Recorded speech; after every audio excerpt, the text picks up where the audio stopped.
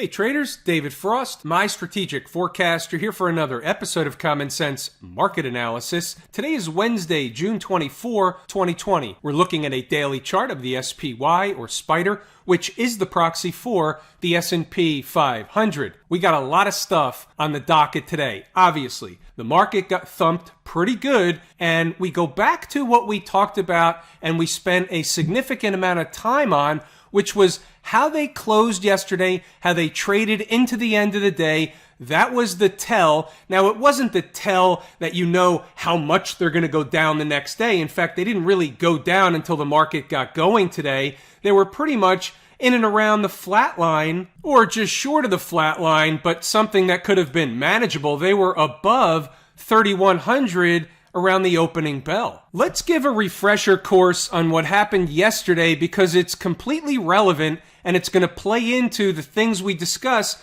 going forward today. So yesterday, they gapped up and they went sideways, eating time off the clock, trying to build some energy for another push higher. Then, late in the day, late in the afternoon, the market started to fail, and then all of a sudden, into the closing bell, they closed below what was an important number, at least to this trader, 312.33. What did that represent? It represented a breakdown candle high, and it represented a recapture on the downside of that breakdown candle high.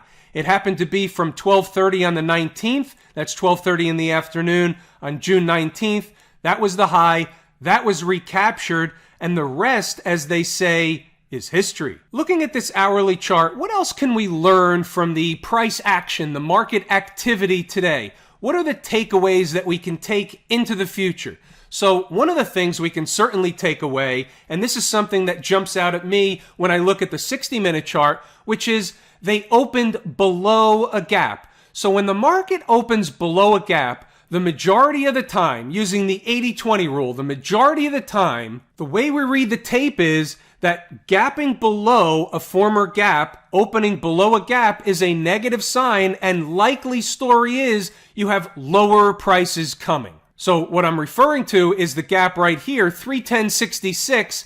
The opening print today was below that, and obviously we know what happened from there. Look at the support that occurred around 307. 307 was a former important number to us, and when you look at a short-term chart, you can see it becomes pretty evident what happened. There were a set of buyers that showed up at 307, give or take a few pennies. They had a 13-14 point S&P bounce, and then they failed. How does the market trade? How do we read the tape? Here you go. They fail, and they come below an important number, and they start eating time off the clock, trying to recapture the important number, and they can't. They start trading away.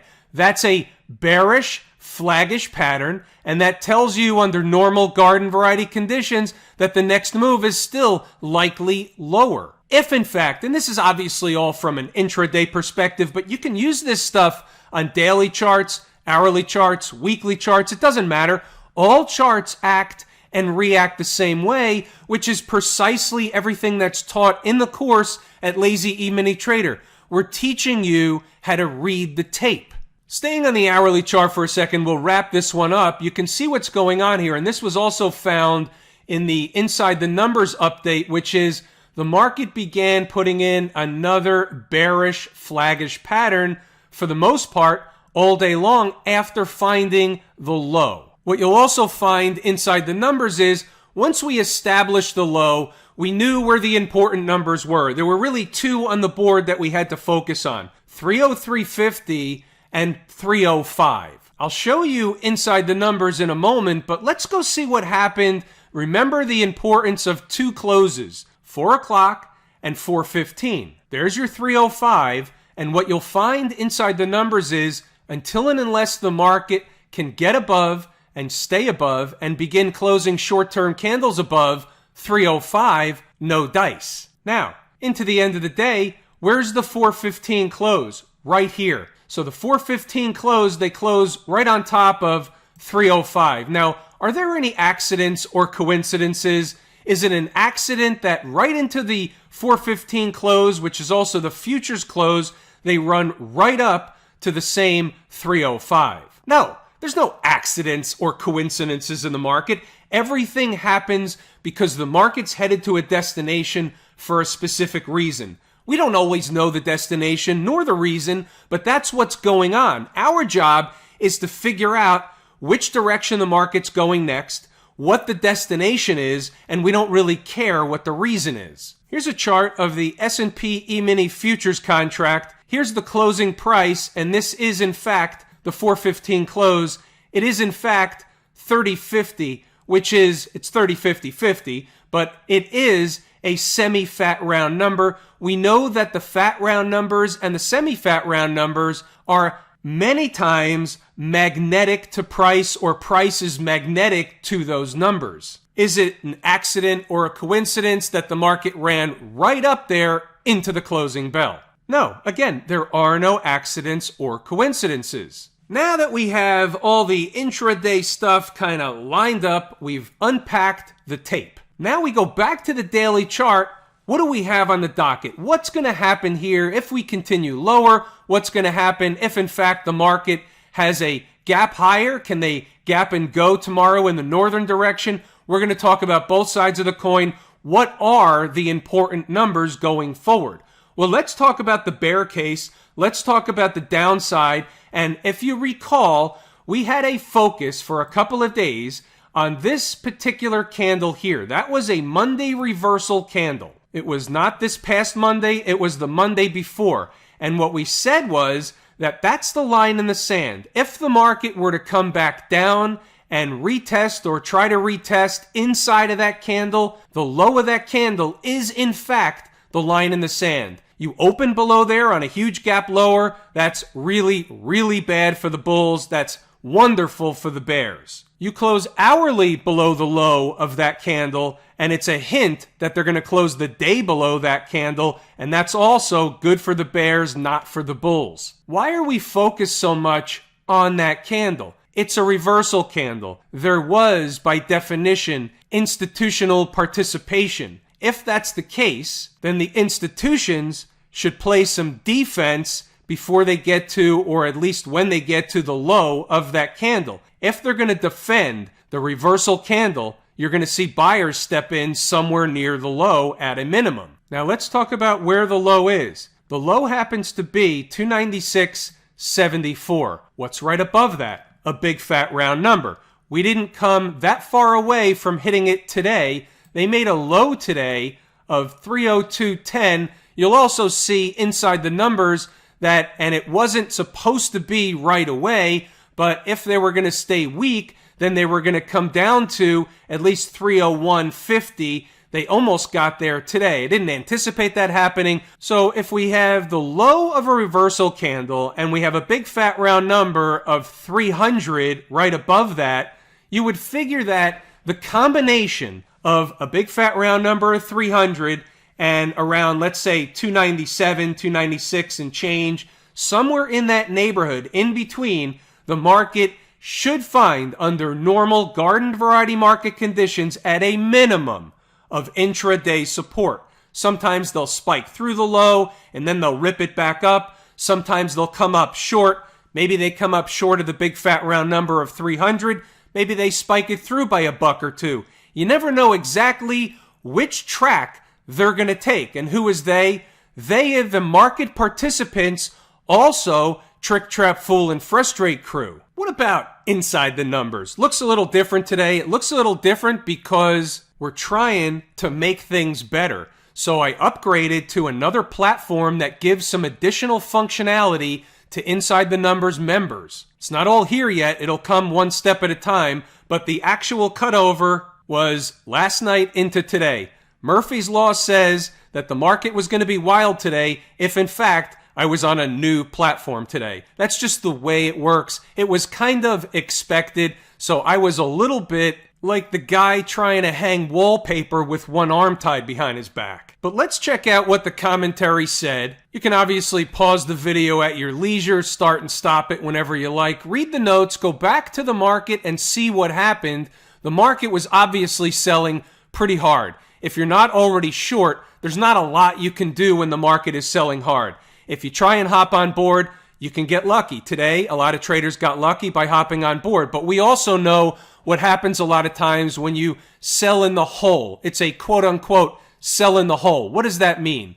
Selling in the hole means that the market's already down a lot and you sell into the market being down a lot, so you're susceptible to the whipsaw. You're susceptible to the rip your face off rally, the pie in the face, the whole 9 yards. By the way, we're always, whether we're long or short, we're always, and it's a we, it's not you, it's we, we're always susceptible to the pie in the face. It's a function of how the market works. The market is designed to trick, trap, fool, and frustrate as many traders and investors as much of the time as possible. That's just the way it works. Let's continue scrolling along.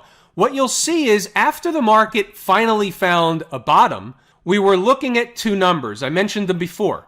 It was basically 305, and also, interestingly enough, you'll see the 1040 post 305.50. That was on the other side. That was on the way down where 305.50 would have been support. But at this point, we know the way it works, and it's certainly taught in the course at Lazy E-mini Trader. We're not at this stage trying to catch a falling knife. You have to wait for the market to bottom in order to see what the next move is going to be if there's a trade available. So it's not like we were trying to catch 305.50. You're just thinking that the market is going to bottom somewhere with one of these numbers. And then when it does, puts in a reversal candle, a tail candle, gives us something to trade against. Why do you need something to trade against? Because you must know where you're wrong, therefore you can lose small and fast if you have to lose at all. It's a function of how we run the business. Let's scroll along. You can see the rest of the commentary.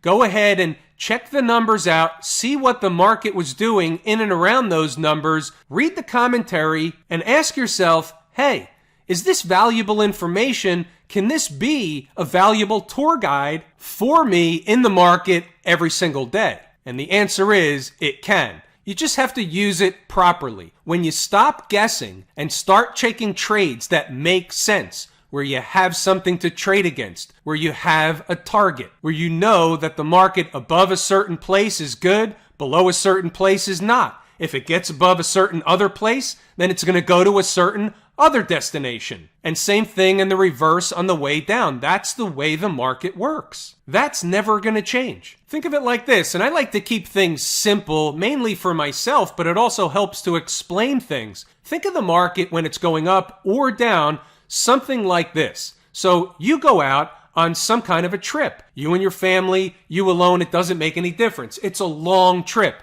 You're going to have to make stops along the way. You need gas, you need food, you got to take a leak. If you're going somewhere and you're unfamiliar, you don't know exactly where you're going to stop. You're going to stop along the way, so it's not predetermined. Market gets to a destination, it stops for a while. What does it do? It stops for a cup of coffee. It's either going to continue to another destination or it's going to go back in the other direction. Same thing when we're on the road. It depends on which side of the service plaza you exit. South or north, east or west. That tells you what the next destination is going to be. The market is no different. Moving right along. So you'll see 303.50, 305. Did I show you 303.50 on the chart? Maybe I should. There's a 5-minute chart. There's 303.50, and you can see the market found some stability, making a higher low in and around 303.50. It's debatable what the actual number is,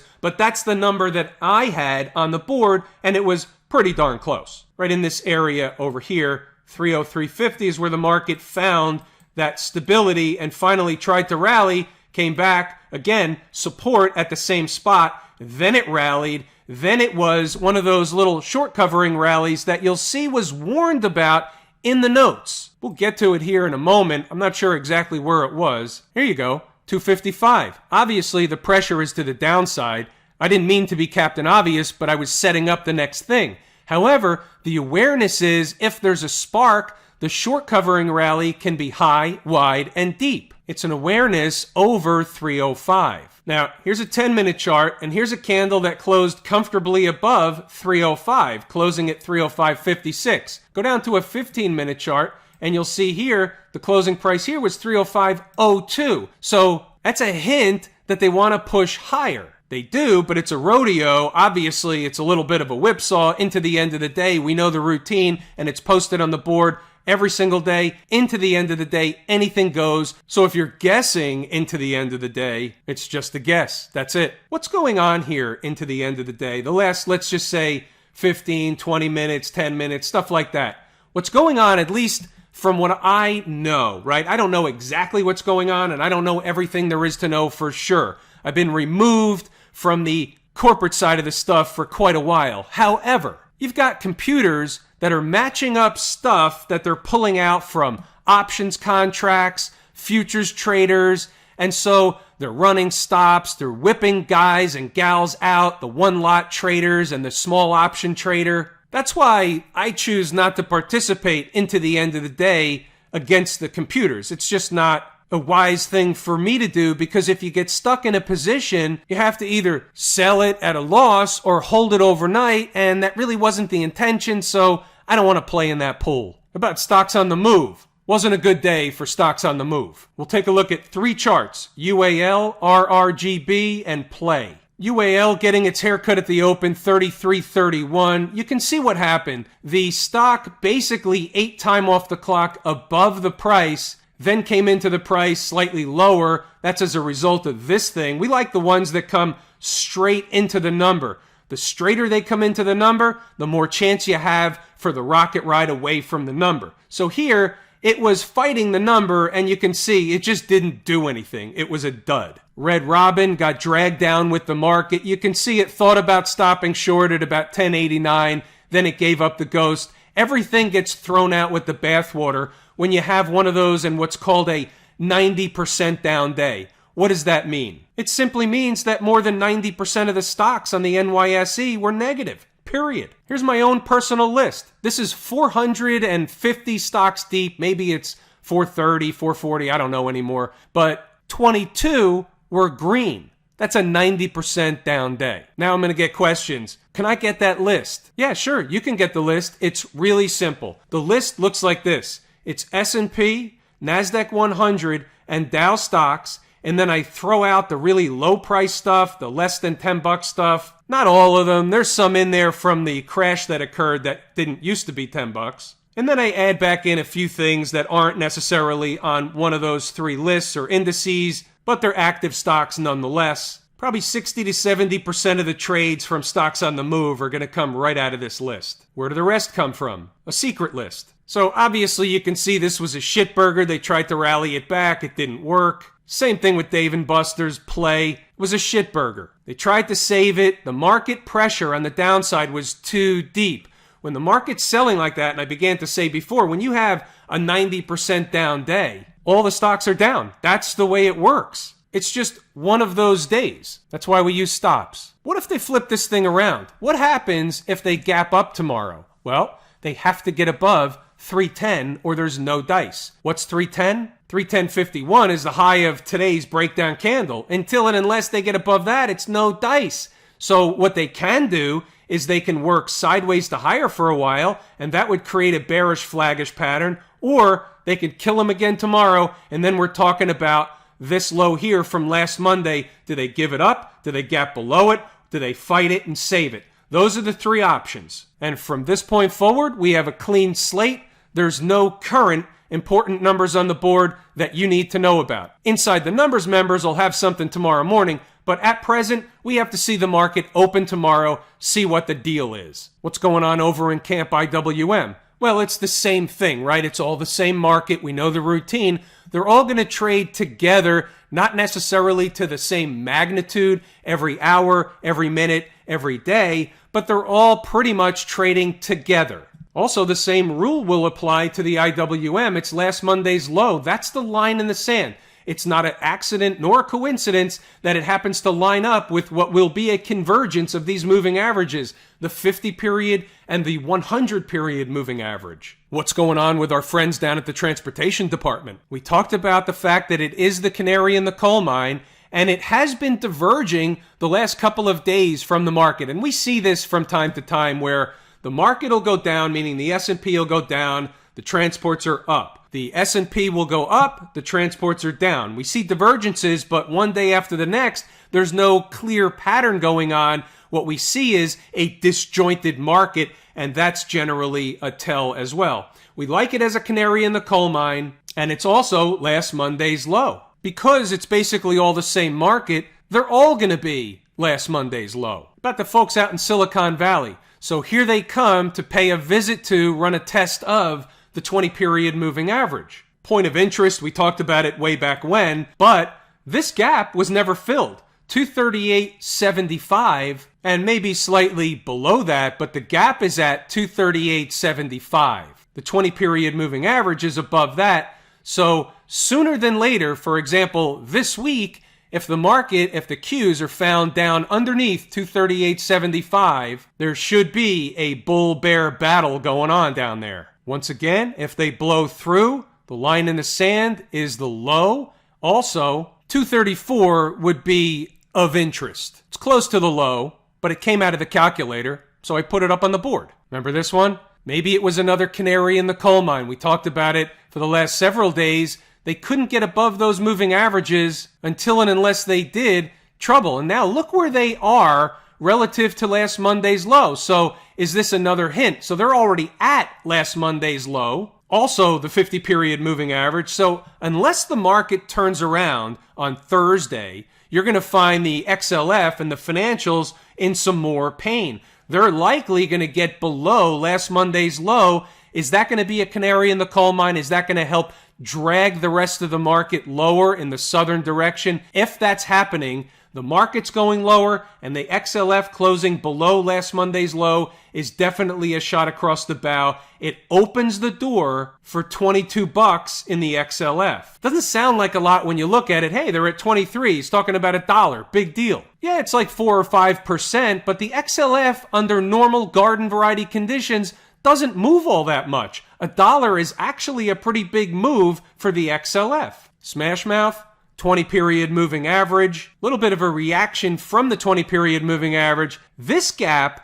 was filled. The next day, by a couple or 3 pennies, this was filled. So if they're approaching the gap again, it's not the same as if it wasn't filled before. Even if it wasn't filled by a few pennies, it's still not the same the second time around, just for the record. But again, we have the same story. It's all going to be about last Monday's lows in all these markets. I'm watching the XLF rather closely. I didn't notice that until just now. That was noticed in real time. That's what happens when you do live TV. Have I told you how much I appreciate each and every one of you? Without you, these videos are not possible. That is true and accurate information. I'm going to pull the ripcord here. I'm David Frost, my strategic forecast. Thanks for tuning in for another episode of Common Sense Market Analysis.